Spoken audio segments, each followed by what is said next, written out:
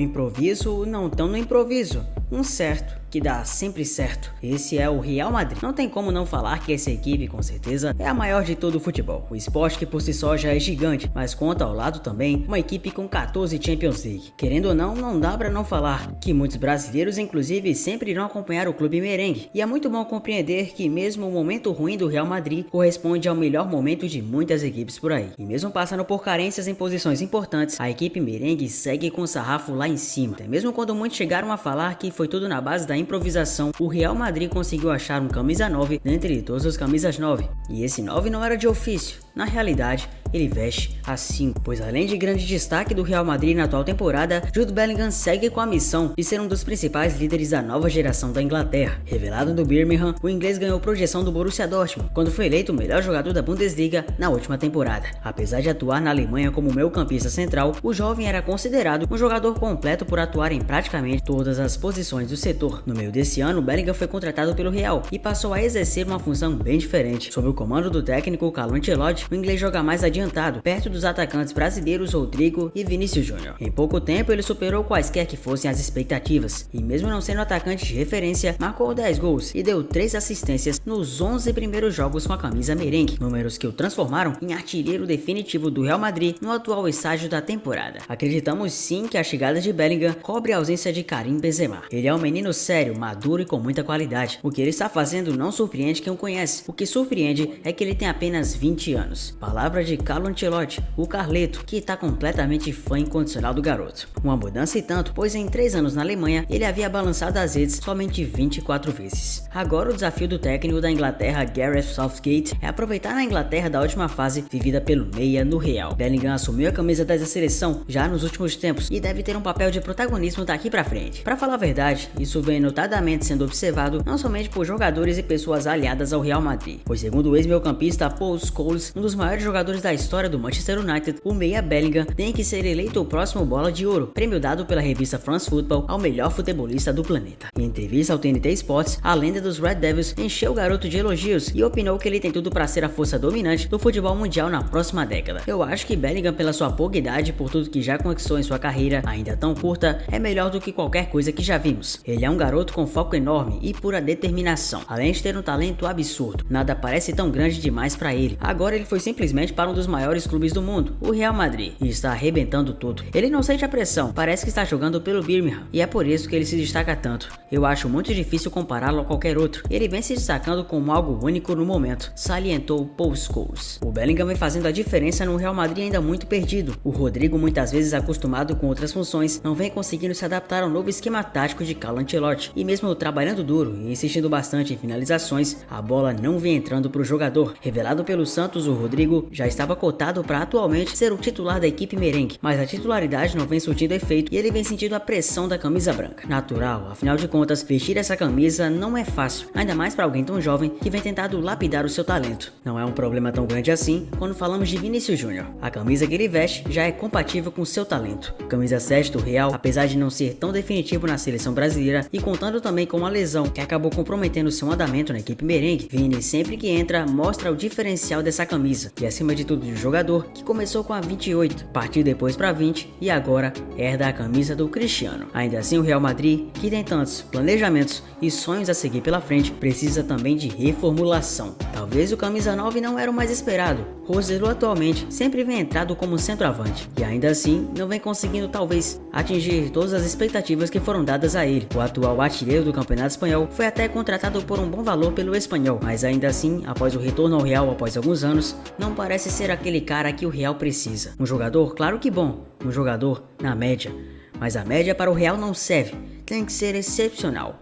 O excepcional dentre os excepcionais. E tudo na equipe começa principalmente do técnico. Com certeza, Carlo Ancelotti, desde que chegou para substituir Zinedine Zidane, deu uma cara nova ao Real. Aquela equipe que antes devia futebol passou a ter mais coragem para brilhar e tentar traçar os objetivos. Por mais que a temporada passada fosse um conjunto absurdo de decepções, tivemos na 21-22 a consagração do trabalho do Carleto, um cara gigantesco e colosso no futebol mundial. Não há dúvidas que seu trabalho na equipe merengue chega muito perto de beirar às vezes o impecável, mesmo com limitações dentro da equipe, ainda se reestruturando com a reformulação de Florentino Pérez, mesmo com nomes prometidos como Mbappé que não vieram, o trabalho do Carleto segue interessante, nem que ele tenha que improvisar um volante de zagueiro, nem até mesmo de lateral. As coisas sempre acabam funcionando, porque Ancelotti realmente tem um dom e uma visão que poucos treinadores do mundo passam a ter. Até por isso, claro, o Carleto é muito cotado num cargo que já o espera, e esse cargo você sabe qual é: Seleção Brasileira. Nas palavras de Paulo Vinícius Coelho, colunista muito conhecido, o Brasil precisa de Ancelotti. Ele vai trazer a cultura de futebol para o futebol brasileiro, embora muitas vezes a gente dê de ombros para isso. É só ver a quantidade de técnicos estrangeiros demitidos rapidamente no futebol brasileiro. Eu acho que vai fazer muito bem, ainda que eu goste da ideia de que Fernando Diniz consiga avançar na seleção. E depois o Ancelotti vai ter mais trabalho porque ele vai ter que romper para voltar para trás. Mas Diniz ou Ancelotti? Nas palavras de PVC, seria muito legal se a seleção criasse um dilema para a CBF no sentido de: e agora, tá tudo bem? Como vamos fazer?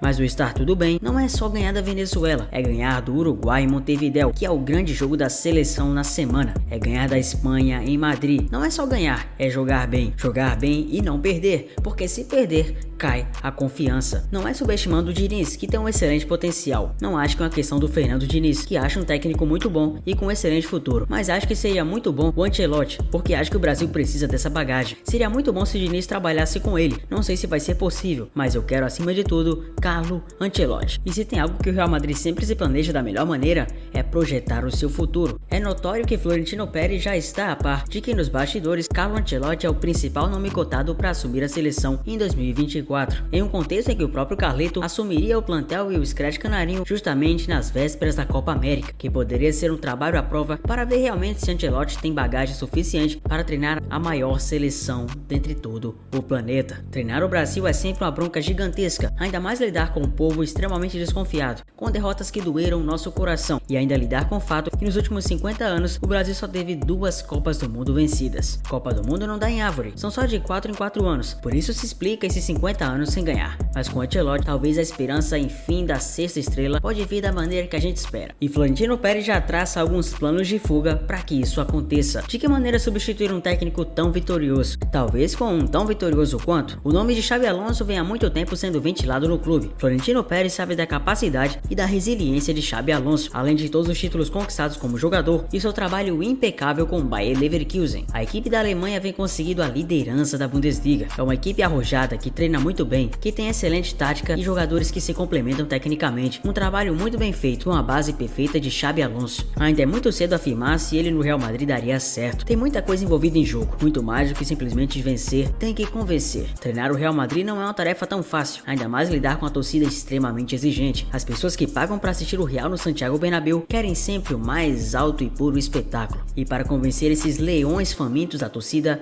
tem que ser um cara à altura. Talvez Xabi Alonso não aceite agora em 2024 sair de vez da equipe do Bayer Leverkusen e abandonar o projeto alemão para ir para o Real Madrid. Por mais tentadora que essa proposta seja e por mais importante que seja para Xabi Alonso ter essa guinada na sua carreira. Então claro que a opção principal e o plano C pode se tornar simplesmente o plano A. O retorno do ídolo Zinedine Zidane ao Real Madrid pode estar mais próximo de acontecer do que se imagina. O treinador, conforme repercutido pela imprensa espanhola, será um dos alvos para caso o Ancelotti deixe o comando do clube ao fim da temporada. O técnico francês está livre no mercado desde 2021, quando deixou inclusive o comando do próprio Real Madrid. Agora o defesa central, o Jornal da Espanha, publica que o treinador até aceita retornar ao Real, mas quer 3 nomes trabalhando junto de si. O primeiro deles seria o preparador físico Grégory Dupont. O nome que Zidane queria que retornasse para o Real seria o de Eden Hazard. Agora a possibilidade simplesmente não existe mais. Talentosíssimo belga acabou sendo um talento desperdiçado e declarou sua aposentadoria. Zidane acreditava que o belga poderia recuperar o seu futebol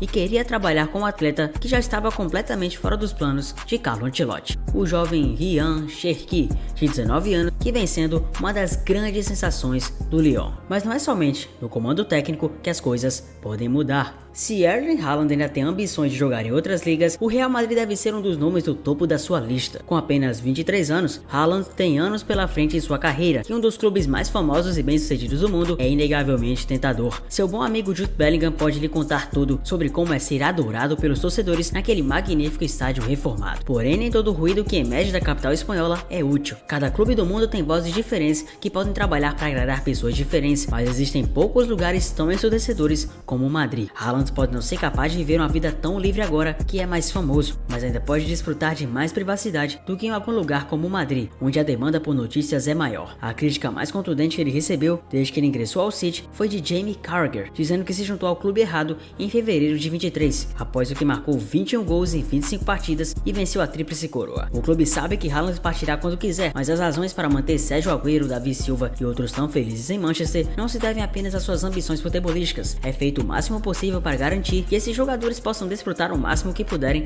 de suas vidas privadas, sem serem submetidos a escrutínio ou desafios constantes. Mas para o norueguês nada disso interessa, ele quer continuar brigando pelo topo, e que isso seja necessário para que ele possa ingressar no Real, principalmente um clube que talvez não possa contar com Kylian, um cara que a gente não sabe o dia de amanhã, e muito menos o que ele vai pretender. Mas e aí, o que você espera desse possível novo Real Madrid? Tem mais esperanças de que ele ainda vai ser maior do que já tá? Comenta aqui. Seu like e sua inscrição no canal são importantíssimos, e eu agradeço demais por você ter chegado a esse vídeo tão trabalhoso. Para compensar meu trabalho nisso tudo, fica aqui sempre até o final dos vídeos. Não me abandona nessa saga no YouTube. Até o próximo vídeo, valeu!